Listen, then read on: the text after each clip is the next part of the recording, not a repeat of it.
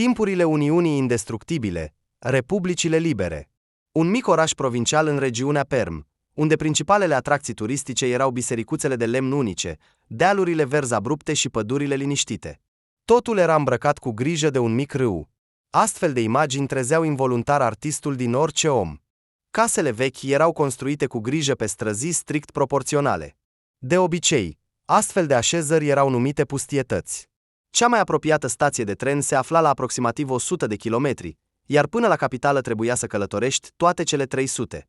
Majoritatea populației era formată din bătrâni și oameni de vârstă prepensionară. Tinerii încercau să scape de acolo și să încerce măcar să se așeze în orașe mai mari. Mulți dintre ei nici măcar nu voiau să-și amintească de copilăria lor, pentru că nu toți au avut una lipsită de grisi. Maria, în dorințele ei, nu se deosebea cu nimic de colegii ei. Crescuse într-o familie sovietică obișnuită și era singurul copil. Părinții ei lucrau la o fabrică de cherestea. Tatăl era marcator de lemn, iar mama era femeie de serviciu în atelierele de producție. Familia nu ducea lipsă, dar nu-și putea permite nimic în afară de strictul necesar. Se străduiau să economisească, pentru ca vara să o poată duce pe fiica lor măcar pentru puțin timp la mare.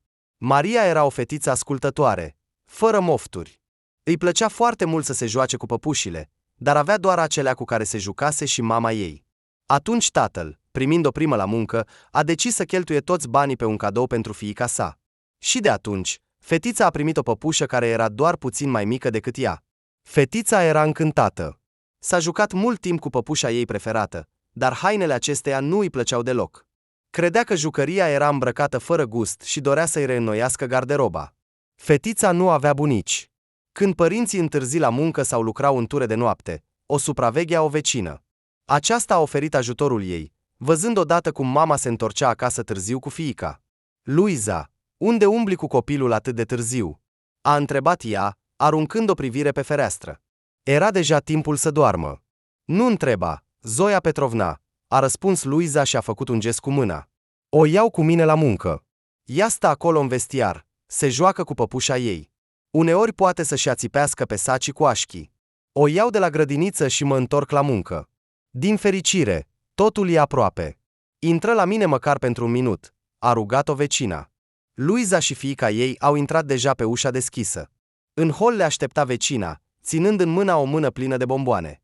Ia, fetiță, asta e pentru tine, a spus ea și i-a dat dulciurile Mariei. Puneți ambele palme, altfel nu poți să le duci. Mulțumesc, a spus Maria cu ochii strălucind de bucurie. Foarte mulțumesc. Cu plăcere, a răspuns Zoia Petrovna. Luiza, vreau să-ți ofer ajutorul meu. Dacă nu te deranjează, pot să stau cu Maria când ai nevoie. Eu sunt deja pensionată și copiii cu nepoții locuiesc departe. Mie îmi va fi mai vesel, iar ție îți va fi de ajutor. Ești serioasă? S-a mirat Luiza, plină de bucurie. Maria, vrei să stai cu bunica Zoia? Vreau, a răspuns fetița afirmativ. Atunci e minunat, a spus Zoia Petrovna. Doar anunță-mă din timp când o aduci pe Maria, ca să fiu acasă. Îți mulțumesc, a spus Luiza. Dar nu va fi greu pentru tine? Nu, desigur, a răspuns Zoia Petrovna. Cât timp ea merge la grădiniță, nu e așa de greu, a spus Luiza. Ea stă acolo aproape toată ziua și doar uneori trebuie să o iau cu mine. Dar când începe școala, nu-mi pot imagina ce voi face. Dar dacă voi trăi, după ore o voi lua pe Maria la mine, a promis Zoia Petrovna. Școala e chiar lângă casă. Nu știu cum să vă mulțumesc, a spus Luiza, confuză. Eu nu mă fac mai tânără, a spus Zoia Petrovna. Poate, cândva, tu îmi vei aduce apă și pâine. Dar până atunci, sunt în stare să am grijă de mine și de fetiță. Mergeți, odihniți-vă. E deja târziu. Noapte bună, bunico Zoia, a spus Maria. Voi veni în curând la tine în vizită. Te voi aștepta cu nerăbdare, a spus Zoia Petrovna. Și de atunci părinții nu au mai trebuit să se îngrijoreze pentru fiica lor. Era în mâini sigure și îi plăcea foarte mult să stea la vecină. Zoia Petrovna a lucrat cândva într-un atelier de croitorie. Avea foarte multe reviste de modă. Maria răsfoia cu inima bătând paginile cu modele desenate. Mi-ar plăcea să învăț așa, spunea visătoare Maria. Mi-aș îmbrăca păpușa ca pe o prințesă, doar că nu am nici măcar țesătură. Vrei să te învăț? A întrebat Zoia Petrovna. Cândva am cusut totul. Aveam clienți din tot orașul nostru și chiar primeam comenzi din capitală. Foarte, foarte vreau. Maria s-a uitat la Zoia Petrovna cu ochii imploratori. Cu o astfel de dorință, fetiță, vei învăța totul, a spus ea. Și eu voi găsi țesătură. Am în cămară 2 saci plini cu bucăți de diferite dimensiuni. Puteți să mă arătați? A întrebat Maria cu ochii strălucind. Hai, mă ajuți, a spus Zoia Petrovna, zâmbindu-i cu bâlândețe. După câteva minute, pe podea în sufragerie se afla un adevărat munte de resturi de țesături. Ce fel de tipuri și culori nu erau acolo? Ce frumusețe! A spus Maria cu admirație. Poți să alegi orice din ele, a râs Zoia Petrovna, dar pentru început voi alege țesătura cu care e mai ușor de lucrat, iar apoi vom folosi totul. O vom transforma pe păpușa ta într-o adevărată doamnă. Dar avem un acord, să mă ajut să strângem totul. Sunt de acord, a oftat Maria și s-a așezat pe podea lângă țesăturile minunate. Zoia Petrovna lua fiecare bucată și spunea numele, apoi explica ce se poate coase din acel tip. A pus deoparte câteva bucăți, iar celelalte le-au pus din nou în saci și le-au dus în cămară. Dar mama nu-mi permite să iau ace și fire. Maria părea foarte supărată. Dar ne vom descurca cu ce am, a spus Zoia Petrovna și a mângâiat fetița pe cap. Îți voi arăta acum, dar ține minte un lucru. Trebuie să ai grijă de ace. Dacă ai lucrat, pune-o în pernuța specială. De asemenea, acul trebuie să fie neapărat înfășurat cu fir, așa ai mai multe șanse să-l găsești dacă se pierde cumva. Ce interesant! Maria o asculta cu o naivitate copilărească, cu capul sprijinit pe palme. Zoia Petrovna a deschis unul dintre dulapurile din sufragerie. Fetița a rămas uimită. Acolo erau multe cutii. Fiecare avea lipit un pătrat alb de material și brodat cu linii colorate uniforme. Ce este în aceste cutii? A întrebat Maria.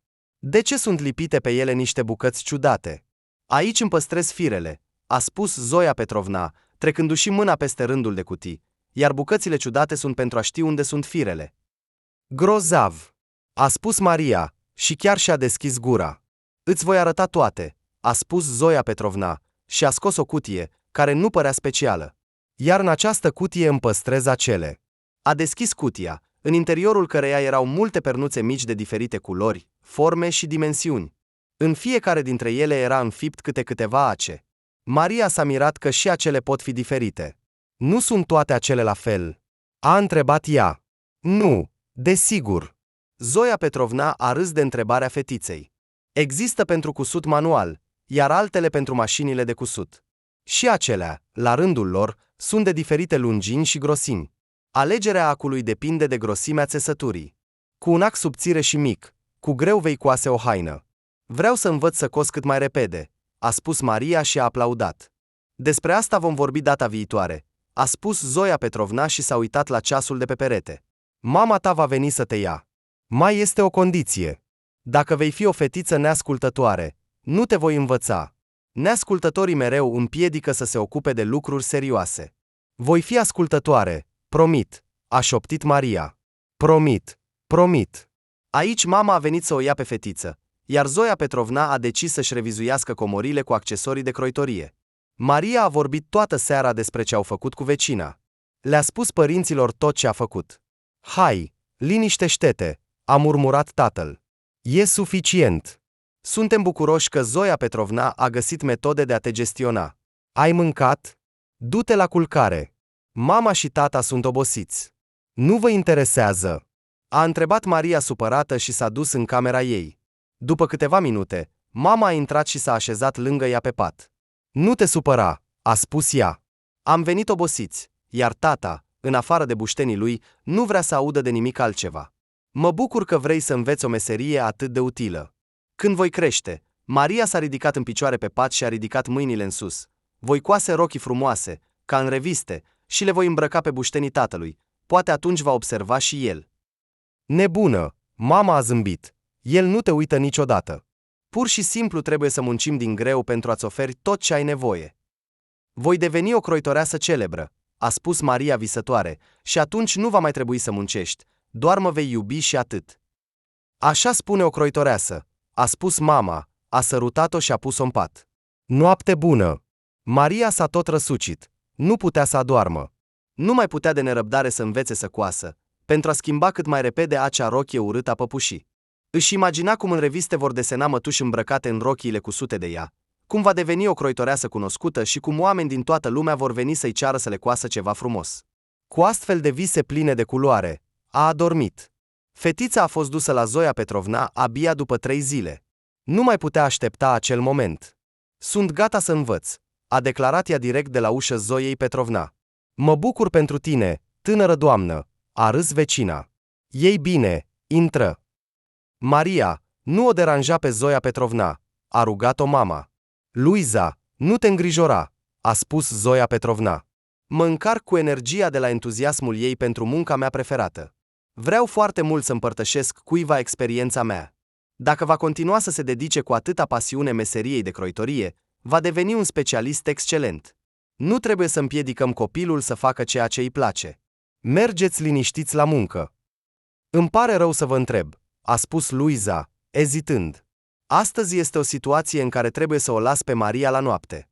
Dacă e posibil, să rămână puțin la voi, iar eu voi veni apoi să o iau. Nicio problemă, nu-i așa, Maria? A spus Zoia Petrovna. Trebuie să o duc la grădiniță? A întrebat Luiza. Nu, mâine e zi liberă, a spus Luiza. O voi lua dimineața. Îți mulțumesc. În timp ce Zoia Petrovna vorbea cu mama fetiței, Maria s-a așezat deja în fața dulapului dorit și îl privea fascinată. Aștept să apară cineva de acolo? A întrebat surprinsă Zoia Petrovna. Nu, a răspuns Maria. Aștept să veniți și să-l deschideți.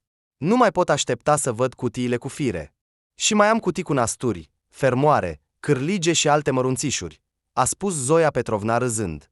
Deoarece rămâi la mine peste noapte, îți voi arăta totul și îți voi povesti multe lucruri interesante. Mâine dimineață te vei întoarce acasă, iar după amiază te aștept la prima lecție. Ești de acord? Wow! A exclamat Maria. Aici aveți o mulțime de adevărate comori. Adevărata comoară ești tu. Zoia Petrovna a mângâiat fetița pe cap. Iar toate acestea au fost create de oameni care, ca și mine cândva, erau pasionați de meseria lor. Înainte de culcare, Maria a reușit să examineze toate comorile din dulapul Zoiei Petrovna. S-a atât de concentrat pe această activitate, încât nici nu a auzit când au chemat-o la cină. Vecina primitoare i-a adus cina chiar în sufragerie. Să te așezi, să mănânci, a spus Zoia Petrovna. Pasiunea e bună, dar nu trebuie să te neglijezi. Maria, cu reluctanță, s-a ridicat de pe podea, s-a dus la masă. Pe masă era o farfurie cu paste și o chiftea, iar în ceașcă era turnat ceai aromat. A mâncat repede totul, apoi a băut ceai și s-a așezat din nou să examineze accesoriile de croitorie. În această activitate a adormit chiar pe podea. Zoia Petrovna a avut dificultăți să o transporte la pat. De dimineață, mama a venit să o ia pe fetiță, iar aceasta, fără să mănânce, somnoroasă, s-a dus acasă. Imediat după amiază, Maria stătea deja la ușa vecinei și suna insistent la sonerie. Din acea zi, în viața ei a început tot ce era mai interesant. A început să învețe să coasă înainte de a merge la școală. Și după câteva luni, păpușa ei deja proba primele ținute create de tânăra ei stăpână. A combina școala cu activitatea preferată era puțin complicat, dar fetița se străduia foarte mult. Mamă, vreau să devin un designer cunoscut, a spus Maria, puțin mai matură, mamei ei, și să plec din orașul nostru. Hașme, ai ales o profesie complicată, a răspuns mama, suspinând. Pentru a deveni designer, trebuie să înveți, cel mai probabil, doar în orașe mari. Și pentru a fi acceptată acolo, ai nevoie fie de bani, fie de relații, fie să fii foarte inteligentă. Vrei să spui că nu am șanse și că sunt un ratat? Cuvintele mamei au rănit-o puțin pe Maria. Nu, desigur, ai talent, fără îndoială, a spus mama. Dar având doar talent, șansele sunt mici. Dar eu voi încerca, a răspuns Maria. Zoia Petrovna spune că am mâini de aur. Mi-a promis că de ziua mea de 15 ani îmi va dărui o mașină de cusut și tot ce trebuie pentru croitorie. Uite, chiar și halatul pe care îl porți la magazin este cusut de mine, iar eu am doar 13 ani. Încearcă, fetiță, a spus mama. Poate că tu vei reuși și vei trăi fără să te privezi de nimic. Maria a procedat exact cum plănuise. După terminarea școlii, a depus documentele la Institutul de Industrie Ușoară din Moscova. Până atunci, avea deja suficiente produse de calitate bună. Zoia Petrovna a confirmat că poate să-și arate fără rușine lucrările în fața comisiei de admitere. Vecina s-a oferit chiar să o însoțească la Moscova pentru a susține examenele de admitere. Zoia Petrovna, drumul nu e aproape, a spus Luiza. Pot să cer liber și să merg cu Maria. Unde să mergi? La vârsta ta, să călătorești aproape o zi în tren, mai ales că eu am fost deja acolo când am depus documentele. Draga mea, la acest eveniment important trebuie să fiu prezentă personal, a spus Zoia Petrovna. Iar tu, dacă vrei, poți merge cu noi. Ei bine, dacă e așa, atunci mergeți, a spus Luiza. Atunci îi voi da Mariei un ban în plus. Pur și simplu mai trebuie să ne ocupăm de cazare la cămin. Vom face totul, nu-i așa, Maria? A spus Zoia Petrovna. Și Maria a dat din cap afirmativ. A sosit ziua plecării. Pentru Maria, aceasta era deja a doua călătorie în capitală, iar Zoia Petrovna nu călătorise niciodată mai departe de Perm. Ce frumusețe! A spus Zoia Petrovna când au ieșit din tren. Stătea pe peron și nu putea să creadă că vede acum capitala. Din fericire, lacrimile de bucurie îi curgeau pe obraz. Zoia Petrovna, ce ai? A întrebat Maria. Draga mea, nu poți înțelege, a răspuns Zoia Petrovna. Când ești deja la apusul vieții și ajungi într-un loc atât de minunat, lacrimile curg involuntar din ochi. Hai să mergem, acolo este stația de autobuz. Maria a arătat în direcția în care trebuiau să se îndrept. Vom ajunge cu autobuzul direct la institut. Doar că examenele de admitere sunt mâine, iar eu nu știu unde să dormim. Ei bine, pentru început, să ne prezentăm la institut, a spus Zoia Petrovna, iar apoi să explicăm situația noastră. Să ne ajute. Cred că ne vor direcționa către cămin. Acolo vom rezolva totul pentru cazare. Doar să mă numești bunica în fața tuturor. Nu vreau să explic fiecăruia cine sunt eu pentru tine. Bine, bunico, a fost de acord Maria. Îți mulțumesc că ai venit cu mine. Mă simt mult mai în siguranță cu tine decât cu mama. Tot timpul se îngrijorează mai mult decât mine, iar din cauza asta pierd încrederea în forțele mele. Așa s-a întâmplat. Pe Maria și Zoia Petrovna le-au direcționat la cămin. Acolo au cinat cu produsele pe care le aduseseră de acasă și au dormit, iar dimineața au mers să susțină examenele de admitere. Zoia Petrovna avea impresia că și ea va trebui să depună eforturi în fața comisiei de admitere. Când totul a început, Maria a ieșit din sală prea repede, iar după expresia ei nu era clar ce s-a întâmplat acolo. S-a apropiat de Zoia Petrovna, care stătea pe un scaun la capătul coridorului, și a privit în ochi fără să spună nimic. A reușit să citească în ochii ei tot ce nu putea să exprime Maria. Am trecut, a spus ea și a suspinat ușurată. Bravo! Nu m-am îndoit de tine. Am trecut, am trecut, am trecut. A strigat Maria cu bucurie, ca și cum s-ar fi trezit și a început să se învârtă prin coridor. Ura! Voi deveni designer! După ce a trecut cu succes examenele, Maria și Zoia Petrovna s-au întors acasă. Nimeni din cunoștințe nu putea să creadă că fetița dintr-un oraș îndepărtat a reușit să fie admisă la o universitate din capitală. Tatăl a organizat o adevărată sărbătoare și a invitat aproape toți vecinii. Era mândru de fiica sa, deși la început nu credea că va reuși. Se apropia începutul anului școlar. De data aceasta, Maria a trebuit să ajungă în capitală singură, dar acest lucru nu o speria deloc. Drumul către visul ei nu era o povară. În septembrie a început viața de student. Era încântată de procesul de învățare. Îi plăcea absolut totul. Nu simțea nicio dificultate și era una dintre cele mai bune studente din grup. Toate vacanțele încerca să le petreacă acasă. Traia foarte economicos, pentru a strânge bani din bursă pentru drum și pentru mici cadouri pentru cei dragi. Seara stătea la Zoia Petrovna și îi povestea totul în cele mai mici detalii. Aceasta asculta cu atenție și se mândrea că în succesele tinerei studente există și meritul ei. Timpul a trecut neobservat. În ultimul an, Maria a venit în practică la casa de modă. La început, a fost prezentată directoarei, care imediat a privit-o cu un oarecare dispreț pe studenta capabilă. Apoi, i-au făcut un fel de tur și i-au explicat ce și cum. Se uita cu încântare la fiecare cameră și nu putea să creadă că totul îi se întâmplă în realitate. Îți place? A întrebat-o croitoreasa Varvara, căreia i-a fost încredințată sarcina de a o familiariza pe noua venită cu subtilitățile muncii. Foarte mult, a răspuns Maria, fără să-și ascundă admirația, parcă am intrat într-o poveste. Te avertizez din start. Directoarea noastră este o femeie foarte dificilă, a spus Varvara. Mai bine să nu-i apari în față și să nu te contrazici cu ea, altfel, Altceva ce? A întrebat Maria puțin speriată. Să nu te mai vadă, a răspuns femeia direct. La noi lucrează mult timp doar cei care nu iau nimic personal. Dacă ea vede că cineva cedează, consideră că nu este demn să lucreze pentru ea. Înțeleg, a spus Maria, voi încerca, desigur, dar deja mi-e frică. Chiar dacă va țipa, stai liniștită și atât, a sfătuit Varvara. Ea trebuie să-și verse negativitatea pe cineva, iar apoi merge liniștită câteva zile și face ca și cum nu a supărat pe nimeni. Nu-i pasă pe cine să supere, a întrebat Maria.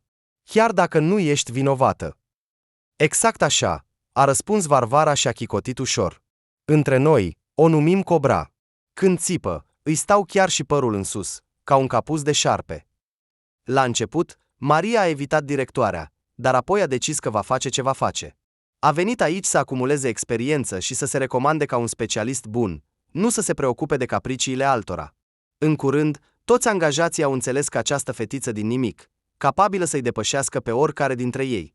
Deși scoasea lucruri obișnuite, toate erau perfecte. Nu se putea găsi nimic de criticat în munca ei. Ei bine, fata dă bine, a spus una dintre angajate. Nu am avut așa ceva niciodată. Să coși o partidă de fuste de aceeași dimensiune, absolut identice una cu cealaltă, este demn de aplauze. Totuși, dacă te uiți cu atenție, poți găsi diferențe, dar la ea totul este identic, ca și cum ar fi fost cusut cu un șablon. Nu pot uita cum Cobra noastră a examinat toate fustele aproape cu microscopul, a spus Varvara râzând, iar apoi, neputând găsi nimic de criticat, le-a aruncat în furie prin biroul ei. Prin geamul ei, părea că ne uităm la o comedie, a confirmat încă cineva. Exact, a confirmat altcineva. Dacă faci prost, se enervează. Dacă faci bine, se enervează și mai mult. Păi, înțelege ce vrea. În ziua în care Maria a terminat o partidă de fuste, directoarea a chemat-o la ea. Cine te crezi, croitoreasă neînvățată? A întrebat directoarea. Oamenii lucrează la mine ani de zile, iar tu ai venit aici și ai început să te dai mare. Am făcut ceva greșit? Maria a răspuns calm, întrebând la rândul ei. Da, a ridicat directoarea tonul. Te dai mare aici, vagabondă. Eu nu am cerut asta, a spus Maria, explică-mi ce pretenții ai la munca mea. În fustele tale totul este greșit. Ești o nepricepută, a strigat directoarea. Toate sunt de aceeași dimensiune, iar tu ce ai cerut? Să cosi o partidă de fuste de aceeași dimensiune și același model, a răspuns Maria. Îndrăznești să te contrazici cu mine, fetiță nenorocită. A strigat directoarea, ieșind din minți, a luat o mână de fuste și a încercat să le arunce Maria, dar a ratat. Ieși din biroul meu. Maria a ieșit liniștită din birou. La ea se uitau cu nedumerire câteva zeci de ochi. Ce faci? A întrebat Varvara. Normal, a răspuns Maria și a început să plângă. Nu-i păsa deloc că directoarea îi striga. O deranja mai mult că aceasta vorbea atât de urât despre munca ei. Se străduia foarte mult, iar toți colegii îi spusese că fustele sunt cusute perfect, dar acum totul era greșit. Ce să facă? Din cauza ofensei, un nod i-a apărut în gât și nu și-a putut stăpâni emoțiile. Așa că liniștește-te, a spus Varvara, îmbrățișând-o. Nu merită să plângi din cauza acestei mămălici. Da, mie mi este indiferentă, a spus Maria printre lacrimi. Mă deranjează că a respins munca mea. Cum? S-a mirat Varvara, privind-o cu și mai multă nedumerire. Nu cumva ai înnebunit? Acum mă duc să-i smulg puțin părul. Poate așa va începe să gândească mai bine. Nu trebuie, a cerut Maria cu disperare. Ești o fată grozavă, ține minte asta, a spus Varvara. Când 100 de oameni îți spun că totul este minunat, iar unul te respinge, este doar invidie. Mulțumesc pentru sprijin, a spus Maria, ștergându-și lacrimile. Aceste cuvinte au liniștit-o puțin. S-a dovedit că actuala ei directoare a devenit directoarea casei de modă doar datorită tatălui ei. Acesta era un fel de activist de partid și făcea tot posibilul să-și mulțumească unica fiică. Se spune că odată visa la o carieră de designer, dar, ca să spunem așa, nu avea talent. Tatăl a cumpărat tot ce avea nevoie pentru ca ea să-și îndeplinească visul, dar nu avea deloc abilități în acest domeniu. Ca să-și răsfețe fiica, a pus-o să conducă casa de modă, iar acum avea ocazia să comande celor care știau să facă ceea ce ea doar visa, și a început să-i urască pe toți cei care aveau toate calitățile necesare pentru a deveni un bun designer. Maria a aflat despre trecutul directoarei de la Varvara, când aceasta, pentru a o liniști, a invitat-o la o ceai acasă. Știi, chiar mi-a fost milă de ea, a spus Maria. Și eu am visat să devin designer și nu știu ce s-ar fi întâmplat cu mine dacă aș fi fost complet incapabilă în ceea ce privește croitoria. Uite ce a gândit mămica, îi pare rău de ea, a spus Varvara. A amestecat atât de multe fete talentate cu noroi, ca să nu aibă ocazia să devină celebre, iar tu o compătimești. Acum te va tortura cu observațiile ei. Nu-i nimic, voi suporta, a spus Maria. Mă îndrept spre un obiectiv și nu mă voi opri în fața nimic și a nimănui. Ei bine, ai o atitudine bună, a lăudat-o Varvara. Terminăm ceaiul și fugi la cămin. Deja e târziu, altfel te vor da afară fără să vrei. Maria nu putea să scape din minte ce aflase. Pe drumul spre casă, se gândea doar la directoare. Încerca să se pună în locul ei și se îngrozea de gândurile ei. I se părea că s-ar fi comportat la fel în acea situație. Dar apoi își dădea seama că în viața ei nu ar putea exista așa ceva și continua să se urască pentru caracterul ei prea bâlând. După un timp, povestea cu fustele s-a repetat, doar că de data aceasta erau rochii. Fetele de la muncă se uitau cu entuziasm la creații. Fiecare se învârtea în jurul oglinzii, ținându-se de o piesă scumpă. Numai oamenii de rang înalt își puteau permite o astfel de achiziție. Materialul cu care Maria a trebuit să lucreze nu era ieftin, iar a strica o piesă însemna imediat să fie dată afară. Luând în mâini rochiile gata, s-a îndreptat spre biroul directoarei. Totul este gata, a spus Maria și a pus pe masă creațiile sale. Câte piese ai făcut din materialul pe care ți l-am dat? A întrebat directoarea. 6, a răspuns Maria. Nu se poate, s-a mirat aceasta și a început să numere rochiile. Probabil că ai cusut după dimensiuni greșite. Nu, am făcut totul așa cum mi-ați spus, a spus Maria. Ți s-a dat material exact pentru 5 piese, a spus directoarea cu un ton ridicat. Cum explici asta? O femeie foarte bună m-a învățat să apreciez materialul scump, a explicat Maria. Am așezat tiparele astfel încât să nu rămână aproape deloc spații între ele. Ar fi fost prostesc să risipesc un material costisitor. Vindeți 5 rochii și dați-o pe a 6-a cuiva care nu își permite să o cumpere. Nu tu mă înveți cum să calculez consumul de material, a strigat directoarea. Ce să fac cu rochia în plus? Voi decide eu. E clar. Dreptul dumneavoastră, a spus Maria. Aș proceda exact așa. Continuă să lucrezi, a strigat directoarea. Probabil ai uitat să faci aloance pentru cusături. Am făcut totul așa cum trebuie, a spus Maria la ușă. Nu e atât de greu să recunoști că produsele sunt bune. Ieși afară, a strigat directoarea în furie. De data aceasta rochiile nu au zburat spre Maria. Ele și colegii stăteau și observau cum directoarea măsoară totul. Apoi începe să umble nervoasă prin birou, ca un tigru în cușcă.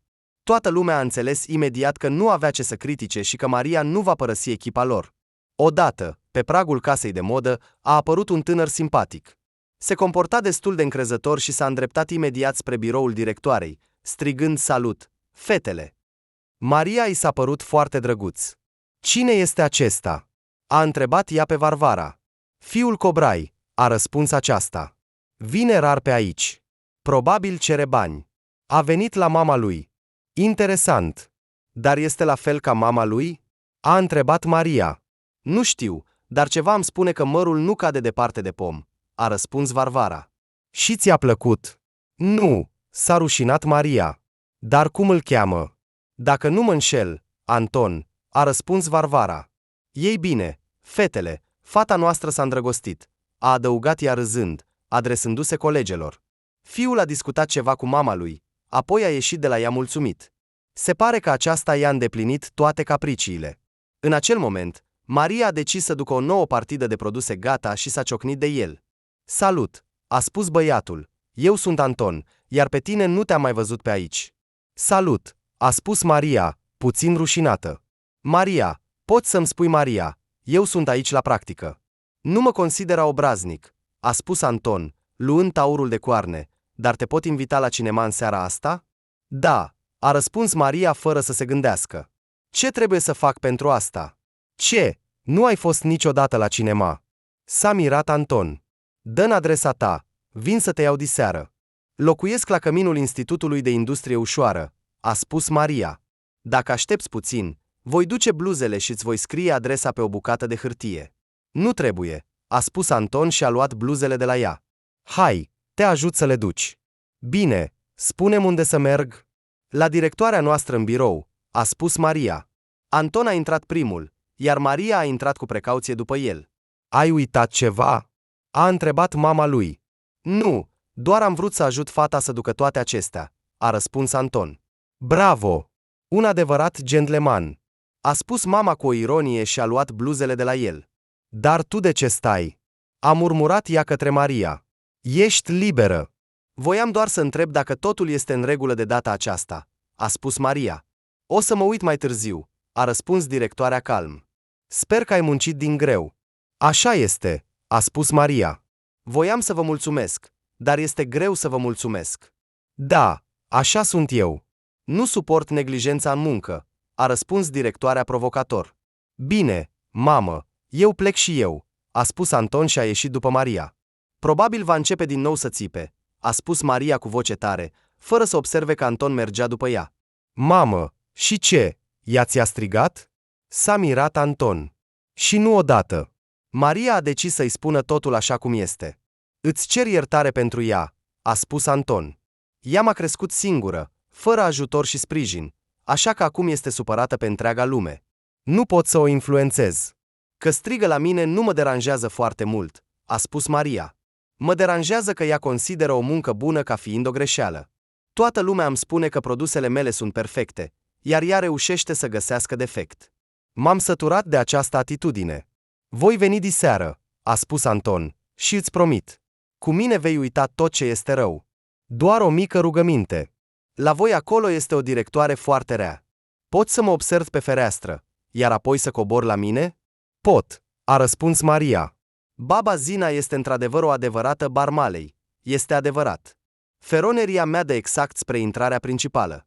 Ne vedem, a spus Anton și a ieșit vesel din încăpere. Te-a cucerit deja? A întrebat Varvara, apărând brusc. Nu, a răspuns Maria jucăuș, m-a invitat doar la cinema. Eu sunt Maria. Intrați la mine, s-a auzit vocea amenințătoare a directoarei. Tocmai am ieșit de la dumneavoastră, a spus Maria, apropiindu-se. Ce? Te-ai plâns fiului meu? A întrebat aceasta.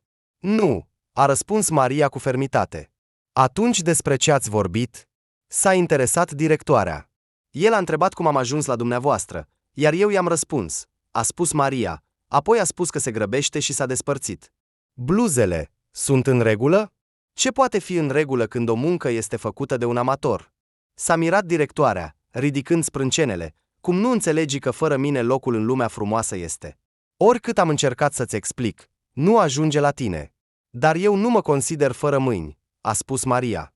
Și pentru mine poate exista un loc sub soare. Mergi să lucrezi, a ordonat directoarea. Ești foarte deșteaptă, după cum văd. Maria a plecat în tăcere. Îi venea să-i facă o observație directoarei despre oamenii fără mâini, dar s-a abținut. Era o luxurie inacceptabilă să vorbești cuiva despre defectele sale. Credea că oamenii perfecți nu există și chiar și o aluzie la cea mai mică defect poate răni profund pe cineva. Deci pe directoare nu o interesa prea mult, căci era cea mai lipsită de tact persoană pe care o întâlnise vreodată. Dar a venit seara, iar la ora stabilită, sub feroneria căminului, a apărut Anton. Din fereastră, Maria a văzut că el ținea flori și o cutie. Nu mai putea de nerăbdare să iasă la el, dar se îndoia de ținuta ei până în ultimul moment. Rochia era deja veche și îi stătea puțin ciudat. Așa e mereu, s-a spus Maria, cizmarul fără cizme. De câte ori s-a gândit să-și coasă ceva mai decent, dar nu a ajuns niciodată la rând. Am purtat această rochie la balul de absolvire. Croitoreasa este doar pentru public, nu altceva. Vorbind astfel cu ea însăși, s-a adunat totuși cu curaj și a ieșit la Anton. Salut, a spus el și a sărutat-o pe obraz. Dar, uite ce zburdalnic. Maria s-a retras puțin de el. Poate că ar trebui să nu te mai atingi de mine. Atunci nu ne mai potrivim. Ei bine, îmi pare rău. Anton nu se aștepta la o astfel de reacție. Nu văd nimic rușinos în asta. Și a ridicat din umeri. În capitala voastră, poate așa este acceptat. Dar de unde vin eu, ai fi primit o palmă bună, i-a spus Maria. Ia, asta este pentru tine. Anton i-a întins florile și cutia. Flori voi lua, dar asta nu, a spus Maria și i-a întors cutia. De ce? S-a mirat Anton. Nu știi nici măcar ce este înăuntru. Pentru că florile sunt un semn de atenție, iar cadourile întotdeauna obligă la ceva mai mult, a răspuns Maria. Dar acolo este o nimica toată, a râs Anton. Hai să țin florile, uită-te. Maria a întors cutia în mâini pentru a vedea cum se deschide. Era mică, dar destul de grea. În cele din urmă, a reușit să rezolve sarcina simplă și a deschis cadoul. Ochii ei s-au luminat. Pe fața ei se citea pur și simplu încântarea. Ce frumusețe! A spus ea, amestecând puțin cu degetele conținutul cutiei. Nu am văzut niciodată astfel de nasturi și broșe. Mi s-a părut că Zepetrovna avea tot ce se putea imagina. Dar ai ceva. Îți place? A întrebat Anton. Dar cine este Zepetrovna? Foarte mult. Dar toate acestea costă mulți bani, a spus Maria și a întors din nou cutia. Nu pot să accept asta. Iar Zepetrovna este vecina mea, care m-a introdus în lumea modei și m-a învățat să cos. Nu le-am cumpărat, a spus Anton. La noi în apartament avem o mulțime de astfel de lucruri. Am luat puțin de aici, puțin de colo și am decis să-ți fac un cadou. Ești croitoreasă. Cu siguranță vei găsi o utilizare pentru toate aceste nimicuri. La noi stau doar așa, ca un bagaj mort. Mama ta nu cosește. Maria a făcut o față surprinsă, deși știa deja răspunsul la întrebarea ei. Nu mai cosește, a răspuns Anton cu reluctanță. Hai, altfel întârziem la cinema. Până te decizi să iei sau nu. Pot, dar trebuie să duc totul repede la mine, a întrebat Maria. Ar fi incomod să stau cu toate acestea în cinematograf. Până atunci, a ordonat Anton în glumă.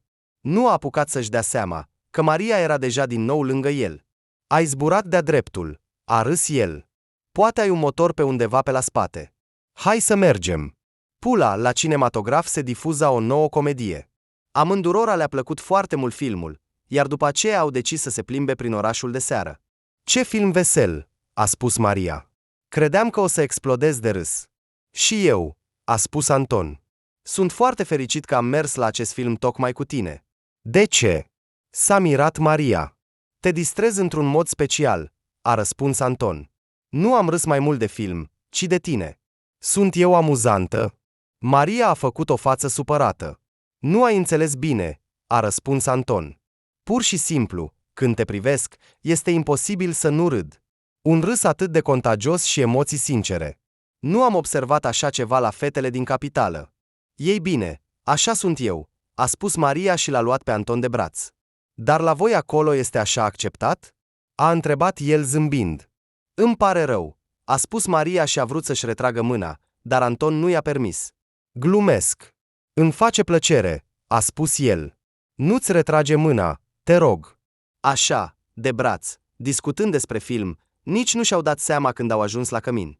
Anton a întors-o pe Maria spre el și a sărutat-o din nou pe obraz. Apoi a pus degetul arătător pe buzele ei. Îndrăznește să-mi răspunzi, a spus el, nu voi face nimic împotriva voinței tale. Și eu nu aveam de gând, a spus Maria și i-a îndepărtat mâna, apoi l-a sărutat înapoi și a fugit în cămin. Este minunată, a spus Anton gânditor, urmărind-o cu privirea și ținându-și palma pe obrazul ei, unde tocmai o sărutase. A doua zi, Anton a venit din nou la casa de modă. De data aceasta a făcut doar impresia că are o afacere cu mama lui, dar de fapt voia doar să o vadă pe Maria. Ca de obicei, a intrat în sala de lucru, a salutat. Numai că privirea lui era îndreptată spre un singur loc de muncă. Chiar acolo lucra Maria. Ea și-a ridicat ușor ochii și și-a lăsat privirea să cadă înapoi, rușinată. Rușinea ei copilărească o făcea să fie atât de atrăgătoare. Anton a stat puțin, s-a uitat la ea și a plecat. Crezi că a venit să ne salute pe toate? S-a întors Varvara de la locul ei de muncă. Pe fața lui era scris că va striga salut, Maria. Cum a fost filmul? A fost o comedie amuzantă, a spus Maria și s-a întors din nou la muncă, dând de înțeles că nu vrea să discute despre acest subiect. Anton a mai vorbit puțin cu mama lui, care nu a putut înțelege motivul apariției lui. El îi explica ceva fără sens, iar apoi, invocând că se grăbește, a ieșit din birou, luând o meapă de pe biroul de la intrare. S-a îndreptat din nou spre sala de lucru. Mama l-a observat prin fereastră și nu putea înțelege de ce a luat acea meapă. Fetele, un minut, a spus el și s-a apropiat de locul de muncă al Mariei, punând meapa pe masa mașinii de cusut. Maria, mama te-a rugat să-i dai asta. Mulțumesc, a spus Maria și a luat meapa. Deschide-o așa încât nimeni să nu vadă, a spus el în șoaptă. Fetele, O zi bună tuturor! Maria a luat meapa și a mers în camera unde se schimbau și își păstrau lucrurile personale, s-a așezat pe un scaun și a deschis-o. Acolo erau niște hârtii pe care nu le înțelegea. Iar deasupra, o notă mică. Te invit la o plimbare prin parc. Astăzi, la aceeași oră, voi veni la cămin. Mi-e foarte dor de tine. Al tău, Anton.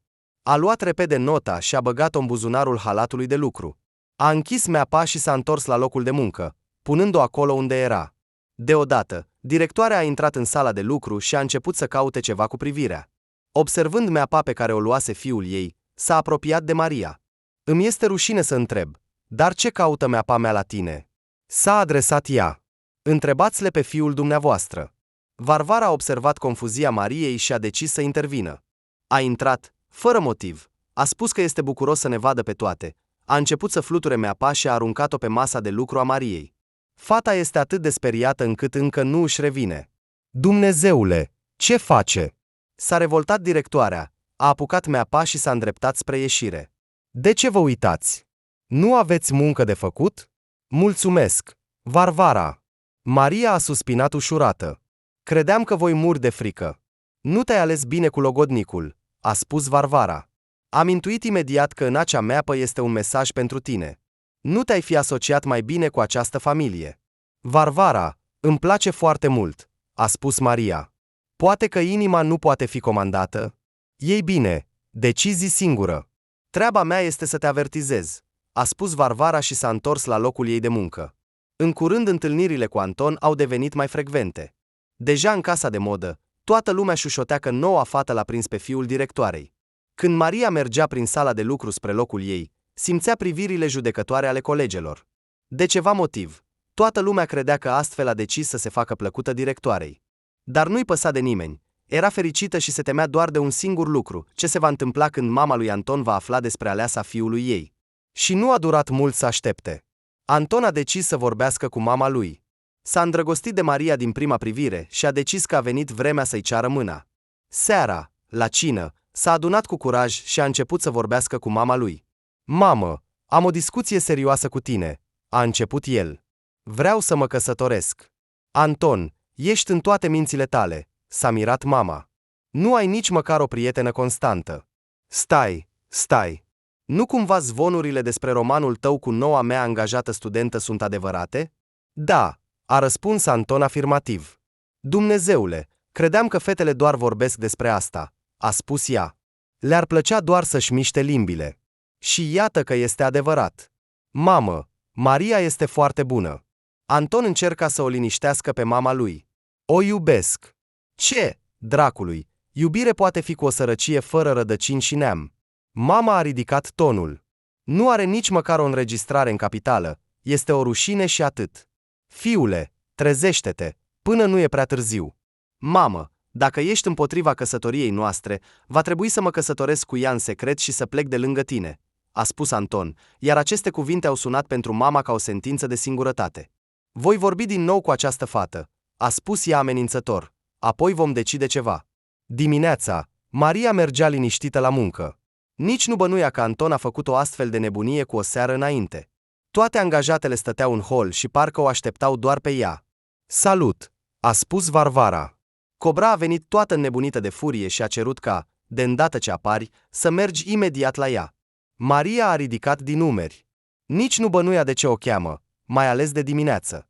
Lucrările terminate le predase deja cu o zi înainte și primise laudele obișnuite. Nu avea alte motive pentru care aceasta ar fi vrut să o vadă. S-a apropiat de birou și a văzut-o pe directoare prin fereastră, iar acum a înțeles de ce i s-a dat acest supranume. A deschis ușa și a întrebat, bună dimineața. M-a chemat? Bună. S-a revoltat aceasta. Ce ai gândit, nenorocito? Ai decis să-l cucerești pe fiul șefei, ca să-ți fie mai ușor? De unde ai luat ideea că așa va fi? Știți deja? A întrebat Maria încet. Nu mă aștept la așa ceva. Îmi place foarte mult fiul dumneavoastră și am cele mai sincere sentimente pentru el. Puteți să țipați la mine de 2 ori mai mult, dar atitudinea mea față de Anton nu se va schimba. Fata îndrăzneață, a strigat directoarea, a decis să obțină o înregistrare în capitală, ca să-i fie mai ușor să se angajeze. Știi pe ce băieți trebuie să te îndrepți? De înregistrare nu depinde nimic. Mai important este ce fel de om ești și ce știi să faci, a răspuns Maria. Anton a fost primul care m-a invitat la o întâlnire și nu m-am gândit să mă îndrept spre cineva. Nu suntem vinovați că venim din lumi diferite. Mergi să lucrezi, a spus directoarea, deja mai calm. Dar în privința anunții tale, mă voi gândi. În privința a ce? S-a mirat Maria. Poate că te faci că nu știi, a întrebat directoarea cu ironie. Anton m-a șocat cu o astfel de veste, iar tu te prefaci că nu știi nimic. Sincer, el nu mi-a făcut nicio propunere, a spus Maria. La ce nuntă vorbiți? Consideră-te crezută. Așa este, a răspuns directoarea. Mergi deja, cu Dumnezeu. Maria a ieșit din birou, nedumerită. O mulțime de curioși din angajate o înconjurau. Toate se uitau la ea cu priviri întrebătoare și abia așteptau să afle ce are de spus. Te-a dat afară, Cobra? A întrebat cineva din mulțime. Nu, a răspuns Maria și a decis să le spună totul, ca pe o dușcă. Nu mai avea sens să ascundă ceva. Mi-a spus că Anton vrea să se căsătorească cu mine, iar eu nu știu nimic. Poate că el se gândea să-ți facă o propunere în curând. Așa că ea și-a băgat nasul, a spus Varvara. S-a obișnuit ca toți să danseze după cum îi cântă, iar acum așa ceva. Prințul sărăcia, limita visurilor ei. Maria mi-a sugerat de mai multe ori despre statutul meu social. Dar este el atât de important, când oamenii se iubesc unii pe alții. Nu-i da atenție, a spus Varvara.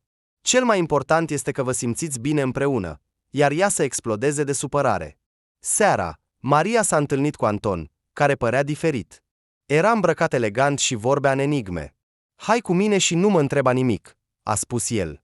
Am pregătit o surpriză pentru tine. Maria a tăcut și l-a ascultat, iar ei au ajuns în parcul Gorki, la locul lor preferat. În mijlocul unei poieni, în spatele unor arbuși de liliac, era o masă mică cu o față de masă albă și două scaune. O fată în rochie de seară cânta la vioară. Pe masă erau fructe, șampanie și prăjituri. Ce înseamnă toate acestea? A întrebat Maria, deși își dăduse seama de mult. Te vei căsători cu mine? Anton s-a așezat în genunchi și a întins un inel într-o cutie de catifea frumoasă. Dacă ai nevoie de timp să te gândești, voi aștepta cât va fi nevoie. Atunci, te rog, acceptă inelul. Sunt de acord, a răspuns Maria, plângând doar în acel moment emoționant. Rochia de pe violonistă este mult mai frumoasă decât a mea. Și din cauza asta ai plâns? S-a mirat Anton, punându-i inelul pe degetul inelar. Nu, plâng de fericire, a răspuns Maria, luând o servetă de pe masă pentru a șterge lacrimile. Și în legătură cu rochia, asta e un fapt. Le fac tuturor, iar eu mă îmbrac cum pot. Cizmarul fără cizme, a spus Anton, zâmbind, deschizând șampania și turnând în pahare. Ești cea mai frumoasă în orice rochie. Așadar, pentru noi. Așa mă numesc și eu, a spus Maria, luând o înghițitură din pahar. Oh, ce înțepător! Bulele îmi lovesc nasul și ochii, iar gustul este atât de acru, așa trebuie să fie. Ce? Nu ai mai încercat șampanie înainte? S-a mirat Anton. Am cumpărat acasă de anul nou, dar era prea devreme pentru mine, a răspuns Maria. Când ești studentă, această băutură pur și simplu nu îți permite bugetul. Eu și fetele cumpărăm sifon pentru fiecare sărbătoare. E dulce și nu face atât de multe bule. Bine, data viitoare voi cumpăra sifon, a spus Anton, râzând. Mănâncă fructe, va părea mai dulce. Afară era răcoare, așa că au decis să o lase pe violonistă să plece acasă. Puțin mai târziu, doi băieți au venit și au luat tot restul. Poiana era din nou ca înainte, de parcă nimic nu s-ar fi întâmplat. Maria stătea și se uita la Anton cu ochii unui copil recunoscător. Mulțumesc, a spus ea, mă vei însoți, căci mi-e puțin frig. Ia, a spus Anton, scoțându-și sacoul și punându-le pe umerii ei. Dar tu? A întrebat ea. E totul în regulă, a răspuns Anton. Mașina noastră vine deja. Te voi duce acum la cămin, iar apoi voi merge acasă. Nu voi avea timp să îngheț. Ca un adevărat gentleman, Anton a deschis ușa din spate pentru Maria, ajutând-o să se așeze în mașină. S-a așezat lângă ea, îmbrățișând-o. Ea și-a sprijinit capul de el, și așa au mers în tăcere până la cămin. Când mașina s-a oprit, Maria a întrebat de ce taxiul nu are semne de identificare. Asta nu este un taxi, a răspuns Anton. Este mașina noastră personală și șoferul nostru personal. Lucrează pentru noi de mulți ani. Victor l-a dus chiar și pe bunicul meu. Înțeleg, a spus Maria, sărutându-le pe Anton și ieșind din mașină, făcându-i cu mâna la revedere. După aceea, șoferul l-a dus pe Anton acasă, unde mama lui îl aștepta cu nerăbdare. Ea umbla prin sala spațioasă din colț în colț, murmurând ceva pentru sine. Era atât de absorbită de gândurile ei, încât nici nu a observat când a intrat fiul. Bună seara, mamă, a strigat Anton. Trebuie să vorbesc serios cu tine. Bună, bună, a răspuns mama, prelung. Nu o să mă crezi nici tu. Nu putea accepta alegerea fiului ei și îl aștepta pentru a încerca din nou să-l convingă pe neascultătorul ei copil. Nu voia să creadă că o sărăcie, pe deasupra, era un designer talentat și a reușit să-l cucerească pe un mire invidiat. Acum mă voi căsători cu adevărat, a spus Anton. Astăzi i-am făcut Mariei o propunere. Și ea a acceptat. Ești fericită pentru mine? Nebunește, a spus mama printre dinți. Am sperat atât de mult că te vei răzgândi, fiule.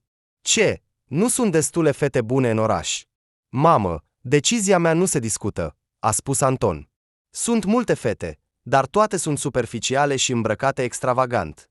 Nu ai despre ce vorbi cu ele, dar Maria este complet diferită, adevărată. Naiba cu Maria, a tăiat mama, de unde a apărut ea în viața noastră? Voi bea medicamentele și voi merge la culcare, iar tu ar trebui să te gândești bine la tot. Vor mai fi sute de astfel de Maria. Mama a plecat în camera ei, înțelegând că fiul ei este hotărât și nu va putea influența decizia lui. Rămânea doar să se împace cu situația. Și atunci, în mintea ei, a apărut o idee minunată. Dacă nu a reușit să ia dorința de a crea la muncă, acasă va fi mult mai ușor. A decis că o va copăleși cu treburile casnice, încât să nu mai aibă timp să se gândească la carieră. Desigur, trebuia să organizeze o nuntă frumoasă pentru aparențe, iar apoi se va ocupa de educația neascultătoarei nurori. Dimineața, directoarea a chemat-o pe Maria la birou. Fata mergea în cabinetul ei cu picioarele tremurând, temându-se de avalanșa de negativitate care urma să vină din cauza acceptării propunerii lui Anton. Pot intra? A întrebat Maria cu teamă, deschizând ușa biroului directoarei. Da, intră, așează-te. Această politețe o făcea pe viitoarea noră și mai neliniștită. Avem multe de discutat. Sunt pregătită, a răspuns Maria. Bine, a spus directoarea. Văd că fiul meu a văzut ceva special în tine. Nu pot înțelege ce, dar nu voi mai contesta. Știu că ți-a făcut o propunere. M-a cam terminat cu această veste ieri. Bine, ce să facem acum? Îți voi organiza nunta, chiar te voi înregistra în apartamentul nostru. De ce? Maria a întrerupt-o pe viitoarea soacră, nedumerită. Pentru că nu vreau să aud strigăte că fiul meu s-a căsătorit cu o fată dintr-un sătuc, a răspuns directoarea. Veți locui cu mine, și asta nu se discută. Mie mi-este deja greu să mă descurc singură cu gospodăria, așa că o parte din responsabilități le vei prelua tu. Nu am nimic împotrivă, a răspuns Maria. Nu înțeleg cum reușiți să faceți totul, atât la muncă, cât și acasă. Experiență, draga mea, experiență de mulți ani, a răspuns directoarea. Nu doar că o femeie trebuie să reușească să facă totul, dar trebuie să aibă grijă de sine și să-i facă pe plac soțului. Înțelegi? Dar soțul dumneavoastră nu va fi împotrivă că voi locui cu dumneavoastră. A întrebat Maria și a văzut cum s-a schimbat brusc expresia feței directoarei. Nu am soț, a încercat ea să răspundă calm. Nu am găsit pe nimeni căruia să-i fac plăcere în orice stare a mea. Dar tatăl lui Anton? Maria a vrut să o aducă pe viitoarea soacră la o discuție deschisă. El a fost un om obișnuit, a răspuns directoarea. În casa noastră este un subiect interzis, iar nimeni nu are dreptul să vorbească despre asta. Îmi pare rău, a spus sincer Maria. Pot să merg să lucrez? Mergi, a spus directoarea. Și dacă nu știi, eu nu mă numesc Cobra, ci Valentina Sergivna. Maria a fost surprinsă că directoarea știa tot timpul cum o numesc pe la spate și nu a făcut nimic. Ciudat, dar nu a auzit niciodată pe nimeni adresându-se ei cu numele și prenumele. Toată lumea spunea doar dumneavoastră și continua discuția în același ton. Pentru prima dată în viața ei, a stat cu reluctanță la mașina de cusut. Nu înțelegea cum o persoană se poate schimba atât de mult într-o singură seară. Astăzi, în fața ei nu era o directoare strictă, ci o femeie pur și simplu nefericită. Maria a început să-i fie puțin milă. Să trăiești toată viața și să nu cunoști dragostea adevărată, pentru ea ar fi fost o tortură teribilă, iar Valentina Sergivna a rezistat. A reușit să-și pună fiul pe picioare, i-a dat educație, l-a angajat la un loc de muncă decent. Anton, după terminarea Institutului de Inginerie, a rămas acolo să lucreze ca laboratorist. Îi plăcea munca, iar salariul mic nu îl îngrijora deloc, căci avea o mamă atât de minunată. Așa cum a promis directoarea, le-a organizat nu doar o nuntă, ci o petrecere grandioasă. Relațiile cu fiul și cu Nora păreau acceptabile. Ea a încercat să-și țină nemulțumirea pentru o vreme, pentru a nu o speria pe Maria din prima. La început, fata doar o ajuta pe soacră în gospodărie, dar apoi, cumva, toate responsabilitățile au căzut pe umerii ei. S-a dovedit că înainte în casă era o menajeră, dar soacra a dat-o afară imediat după nuntă. Căci 2 gospodine în casă puteau să se descurce singure, nu-i așa? Și totul ar fi fost bine, dar după un timp, soacra a început să o trateze pe Nora ca pe o servitoare obișnuită. O copăleșea cu treburile casnice atât de mult, încât uneori Maria se trezea dimineața și întârziase la muncă. Evident, în această stare, Maria nu era deloc eficientă. Într-o dimineață, la micul dejun, soacra l-a întrebat pe Anton: "Nu ți se pare că soția ta nu se descurcă cu treburile casnice?" "Ei bine, în casă totul pare în regulă, dar seara pur și simplu cade de oboseală și adorme, abia atinând pernele," a răspuns Anton. "Și eu îți spun același lucru," a spus soacra. "Ce părere ai? Poate ar trebui să renunțe la muncă și la studii. Ne este permis să avem un membru al familiei care să nu lucreze?" "Ei bine, doar nu la studii," a spus Maria cu voce tare. "Am visat toată viața să devin designer." "Draga mea, dar tu nu te descurci deloc," a spus soacra. "Voi încerca să mă străduiesc mai mult," a spus Maria, "dar nu mă obligați să renunț la institut, vă rog." Soacra nu a mai revenit la această discuție, dar a continuat să o copăleșească pe Maria cu diferite sarcini, doar ca să nu mai gândească la carieră. Nu putea permite ca o astfel de concurentă să apară în lumea modei. În talentul Nurorii vedea multe perspective, așa că depunea toate eforturile pentru a nu-i permite să se dezvolte în direcția aleasă. A ajuns în punctul în care Maria, dintr-o fată drăguță, s-a transformat într-o gospodină obosită și nervoasă. Aceste schimbări în soție nu-l mulțumeau deloc pe Anton, iar el a început să sugereze că în această stare nu o consideră o femeie potrivită. Maria și-a strâns forțele și, într-o zi frumoasă, a decis să vorbească cu soacra. "Îmi spuneți, mă copăleșiți cu treburile casnice?" a întrebat Maria. "Vreți să mă părăsească Anton?" "Nu am timp nici măcar să mă aranjez, dar rămite să-i acord timp soțului. El te va părăsi mai devreme sau mai târziu." "Nu este un băiat prost," a răspuns soacra. "De ce ar avea nevoie de o soție care nu reușește nimic? Iar dacă te deranjează ceva, adună-ți lucrurile și întoarce-te în sătucul tău. Cred că acolo te așteaptă deja. Un mare oraș nu tolerează slăbiciunile." Maria știa că nu are unde să meargă și se împăca în tăcere cu acest tratament. S-a mutat imediat din cămin, gândindu-se că va trăi fericit cu soțul ei și cu soacra care părea schimbată, dar nu a fost așa. Nu doar că soacra o controla, dar soțul ei a încetat complet să-i acorde atenție. Și când aștepta de la el măcar un cuvânt în apărarea ei, el tăcea pur și simplu. Într-o dimineață, Maria se grăbea la magazin pentru cumpărături. Se obișnuise să trăiască într-un ritm accelerat, altfel nu ar fi reușit nimic și ar fi ascultat din nou nemulțumirile soacrei. Și deodată a văzut mașina cunoscută, aceea pe care Anton o folosea când o ducea la cămin. Șoferul nu era la volan, iar Anton o îmbrățișa pe o fată frumoasă, fluturând cu ea. Flirta cu ea în mod deschis, fără a observa pe nimeni. Și, uitându-se mai bine, Maria a recunoscut-o pe o modelă din agenția lor de modă. Apoi, soțul a urcat o mașină și au plecat. Fără să-și mai aducă aminte de nimic, a cumpărat tot ce avea nevoie și s-a dus acasă. Lacrimile o sufocau, dar nu putea plânge. În astfel de momente, își amintea mereu cuvintele Zoiei Petrovna: "Amintește-ți, Maria, aceasta adevăr. A ceda înseamnă aproape a te preda. Aici este tot ce ai cerut să cumpăr." Maria a pus sacoșele cu produse în fața soacrei. "Du-le în bucătărie," a ordonat soacra, continuând să citească ziarul. "Știți pe cine am văzut acum?" a întrebat Maria, așezându-se pe un scaun lângă ea. "Pe cine?" a întrebat soacra, ușor surprinsă, lăsând ziarul deoparte. "Pe fiul dumneavoastră," a răspuns Maria. "Flirta cu o modelă din agenția dumneavoastră, apoi a urcat o mașină și au plecat undeva." "Dar nu este surprinzător," a spus soacra calm și a zâmbit puțin. "Vrea să se arate cu o fată decentă, nu cu o urăciune fără cap. Cui îi pasă de tine? Te-am acceptat din milă. Aveam nevoie de cineva care să ne servească și să nu mai gândească la o carieră. Ești o incapabilă. Nu ai înțeles asta până acum? Unde încerci să te afirmi, mai ales într-un mare oraș? Comportamentul soțului este complet vina ta.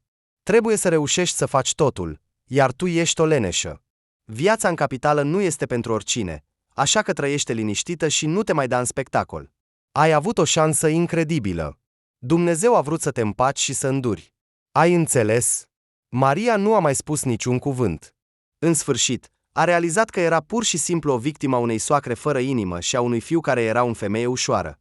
A realizat brusc că a fost folosită în scopuri personale. Iar când a început să ceară înțelegere și compasiune, a fost călcată în picioare. Era dureros până la lacrimi, dar a rezistat cu stoicism acestui atac. Strângându-și lucrurile în tăcere, a părăsit casa fără să fie observată. Nu avea unde să meargă, dar era pregătită să trăiască pe stradă, doar să nu se întoarcă în vizuina Cobrei. S-a așezat pe o bancă și s-a uitat în jur, ca și cum aștepta ajutor de undeva, și atunci o femeie s-a așezat lângă ea. Maria nici măcar nu s-a uitat în direcția ei și a continuat să stea, privind în gol. Ce faci aici? Maria a recunoscut vocea cunoscută. Varvara, ești tu? Maria s-a sprijinit de ea și a început să plângă. Ce ai? A întrebat Varvara. Te-ai săturat de mine? Varvara, dacă ai ști. Și Maria i-a povestit tot ce s-a întâmplat cu ea în această perioadă. Credeam că ți-a terminat practica, când ai dispărut brusc, a spus Varvara, dar se pare că așa stau lucrurile. Hai să mergem la mine, iar mâine te voi ajuta să rezolvi măcar o parte din probleme. A doua zi, Maria a dormit ca o piatră, până când Varvara a trezit-o. A durat mult până a reușit, dar în cele din urmă a reușit. Trezește-te, a spus Varvara. O viață nouă te așteaptă. Nu poți rămâne în acest oraș. Cobra te va găsi peste tot și îți va strica viața. Pentru început, hai să mergem la institut. Astfel, cu ajutorul prietenei, Maria a reușit să se transfere la studii în Leningrad. Acolo s-a mutat din nou în cămin. Orașul i-a plăcut foarte mult și a scris 2 scrisori identice, una pentru părinți și cealaltă pentru Zepetrovna. În ele, a scris despre entuziasmul ei pentru schimbările din viața ei și cum este fericită că în lume sunt mai mulți oameni buni decât răi. Nu a menționat nimic despre experiența ei nereușită în căsătorie. Deoarece soacra ei a interzis strict să-și invite părinții la nuntă, nu le-a spus nici măcar că se căsătorește. Acum, când vălul iubirii s-a ridicat, nu înțelegea cum a putut să permită să fie tratată astfel. După 2 ani, Maria a terminat noul institut cu diplomă roșie și s-a angajat la un atelier de prestigiu, iar în timp l-a condus. A investit toată sufletul în creația ei. Modelele lor de îmbrăcăminte au fost prezentate pe podiumuri chiar și dincolo de granițele țării natale. Celebritatea talentatului designer s-a răspândit rapid în capitala nordică și dincolo de ea. Și într-o zi, Maria a fost chemată la departamentul care se ocupa cu problemele industriei ușoare și dezvoltarea modei. Șeful său era o persoană plăcută, cu care s-a întâlnit de mai multe ori în cadrul muncii. Maria, am o propunere de afaceri pentru tine, a început el. În capitală, unul dintre casele de modă este pe cale să se prăbușească. Am decis să-l preluăm și să te punem pe tine să-l conduci. Știu despre abilitățile tale. Vei reuși să ridici afacerea de la pământ. Ce părere ai? Ei bine, sună ca o provocare, a spus Maria. Aș încerca. A lua o afacere deja prosperă și a o conduce este una, dar a salva o navă care se scufundă este. Sună tentant. Vrem să ne concentrăm mai mult pe prezentarea modelelor, nu pe confecționarea hainelor, a spus șeful. Spațiul este imens. Dar, în orice caz, este la latitudinea ta. Fă astfel încât produsele noastre să fie căutate în capitală și în străinătate. Ce nume are această casă de modă? A întrebat Maria. Ei bine, au fost multe opțiuni, dar ne-am oprit la numele Podium, a răspuns șeful. Frumos, a spus Maria. Bine, voi începe să-mi fac bagajele, dar ce se întâmplă cu locuința? Îți vom oferi un apartament, a răspuns el. Te voi duce mâine la gară și îți voi da cheile. Și iată că, după atâția ani, Maria se afla din nou la aceeași gară, unde venise odată pentru a-și împlini visul. A luat un taxi și s-a îndreptat spre adresa unde urma să fie apartamentul ei. Clădirea se afla lângă locul unde a făcut prima ei practică. În minte i-au apărut imagini din trecut. În aceste amintiri erau foarte puține momente plăcute. Dar de data aceasta nu era singură. Împreună cu ea în capitală venise un băiețel de aproximativ 10 ani. Când a plecat în Leningrad, nici nu bănuia că este însărcinată. Când a aflat, a vrut chiar să renunțe la institut. A fost descurajată de colega ei de cameră, o colegă de grupă, care s-a împrietenit cu ea acolo. Aceștia aveau ambii părinți profesori și, după câțiva ani de muncă, s-au pensionat. Le-a povestit despre situația prietenei sale, iar aceștia au fost bucuroși să o ajute. Acești oameni, care păreau complet străini, au salvat-o pe Maria și pe copilul ei. A locuit chiar o vreme la ei, până s-a angajat și a cunoscut un capitan de navă. Băiețelul a recunoscut imediat în logodnicul mamei sale pe tatăl său și aproape din primele zile a început să-l numească tată. Și după câțiva ani, Maria s-a căsătorit din nou și de data aceasta a fost extrem de fericită. Soțul ei, spre surprinderea ei, o susținea și nu era împotrivă să se mute în capitală. Le-a promis familiei că, de îndată ce se va întoarce din următoarea călătorie, va veni imediat la ei. Iar Maria a avut parte de o mare surpriză în Moscova. S-a dovedit că urma să conducă exact acea casă de modă care odată aproape că i-a stricat toată viața. Directoarea fusese deja informată despre schimbarea conducerii și aduna încet lucrurile din biroul ei. "Bună ziua!" i-a spus Maria, iar aceasta a rămas înmărmurită în fața ei. "Văd că mi-ați recunoscut. Sunt noul director al acestei instituții." "Maria!" a început să bâlbâie directoarea. "Ce întâlnire! Ai devenit atât de frumoasă! Ce nu pot spune despre dumneavoastră?" a răspuns Maria impasibil. "Nu am timp să aștept mult. Ați adunat lucrurile. Vă rog să ieșiți." Deodată, fața tinerei femei s-a strâmbat într-o grimasă de durere. "Anton al meu, el a murit," a spus vechea directoare, plângând. "Cum crezi că ar trebui să arate o mamă îndurerată?" "Știu," a spus Maria. "Dar nu-mi pare rău pentru el. El și-a ales singur soarta. Nimeni nu l-a forțat să consume acea mizerie. Viața dependenților este scurtă." Atunci, în birou a intrat un băiețel simpatic, strigând: "Mamă, unde ești? Te-am pierdut." Directoarea a rămas pur și simplu înghețată. Era foarte asemănător cu Anton în copilărie. S-a apropiat mai aproape. "Maria, acest băiat, el este fiul lui Anton?" a întrebat ea, încercând să-i mângâie băiețelul pe cap. "Gârghe, du-te și mai studiază puțin aici," i-a spus Maria fiului ei și nu a răspuns imediat fostei soacre, ci abia după ce băiețelul a plecat. "Da, nu te-ai înșelat, dar doar tehnic, iar în general, acesta este doar fiul meu. Tatăl nu este cel care a dormit cu mine și a plecat, ci cel care m-a ajutat să-l pun pe picioare. Indiferent cât ai încercat să mă calci în picioare, totuși am reușit să ies. Datorită acelor oameni buni care mi-au ieșit în cale și mi-au întins o mână de ajutor. Acum, adună-ți lucrurile și ieși. Nu vreau să te mai văd, să te mai cunosc. Bunica mea, mama mea, este mai mult decât suficientă pentru fiul meu. Sper că m-am exprimat clar." "Maria, nu poți fi atât de dură," a suspinat fosta directoare.